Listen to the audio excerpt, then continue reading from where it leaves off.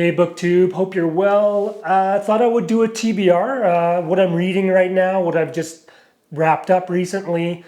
And if you're new to the channel, my name's Jeff, and I do a lot of reviews on nonfiction. I like history, current events, politics, and then I do some reviews of fiction novels as well. So if that floats your boat, then check around or stick around, and we'll get through my TBR right now. So a little bit of fiction, a little bit of nonfiction mixed in here. This one I talked about before. It's Tom Holland's Millennium. It's the first book that I've read by Tom Holland. I'm about halfway through it right now, so I expect to be done in a week or so. I'm pretty busy, like a lot of you, so it's sometimes hard to get through some of the more dense nonfiction books. Not that this is super big or super complicated or anything like that. It's narrative, sort of popular history. I'm enjoying it. It's something that I don't know much about.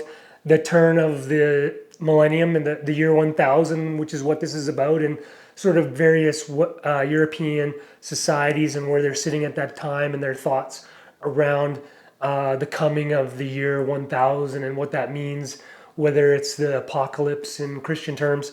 So enjoying this one. Yeah, like I said, about halfway through. The other book I'm reading right now is Day of the Oprichnik by Vladimir Sorokin. Didn't know anything about this one before I found it. I was just kind of looking for a more current novel by a Russian author, and this one came up as sort of a recommend. It's kind of a dystopian novel set in the future, and I kind of read this on public transit between like home and work. Don't like to take my own books, so I like to have a nice library book when I'm on the transit. I don't know why I mentioned that, but anyway, this is a dystopian novel set in the future in Russia. It's kind of Russia's walled off, and it's kind of, at least I'm not sure how it's going to end, but it sort of harkens back to the time of Ivan the Terrible and the Oprichniki that sort of were used or wielded by Ivan the Terrible to break the power of the Russian boyars, which was the noble class. So far, it's a little violent. I'm not sure about it. We'll see. Maybe I'll review this one later. I don't know. But this one, it's a little out there. So yeah, Day of the Oprichnik.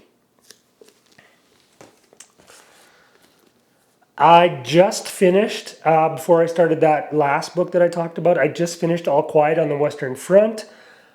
Surprisingly, I don't know if it's surprising. Is anything surprising when it's just some person on the internet? I have not read this book. I'd never read it before. So when I called it in, I got it, requested it through the library picked it up from the library branch where I go to, and I was actually really surprised because I hadn't seen it before, that it was such a small book. And it's a relatively quick read. It's pretty short.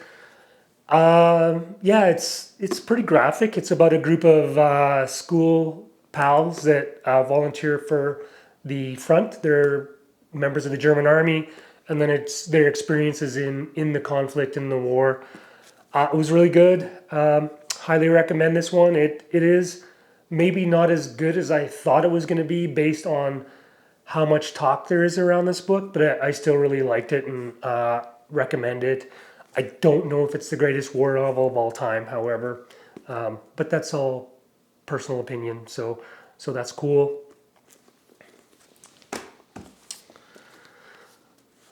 All right, moving to a history book now. I have The Wager by David Gran. I wanted to read this for a while. Don't really know too much about what it's about. It's by the same author as Killers of the Flower Moon, and I'm not even entirely sure for sure that this isn't fictional. I believe it's like a narrative fiction, or sorry, narrative nonfiction. I've always liked shipwreck, sort of expedition, sort of disaster kind of books. I think a lot of people do. I like treasure hunting books as well, like looking for pirate treasure in the Caribbean. So those kind of ocean sort of themed books I really enjoy. So I'm hoping this is going to be good. If anybody's read this one, I wouldn't mind your thoughts on those or any of the other books I mentioned here. But yeah, so The Wager, whatever that's about. The next book that I want to read, again, I'm going back to Russia on this one. This is a Soviet writer, so more modern than the classic 19th century stuff.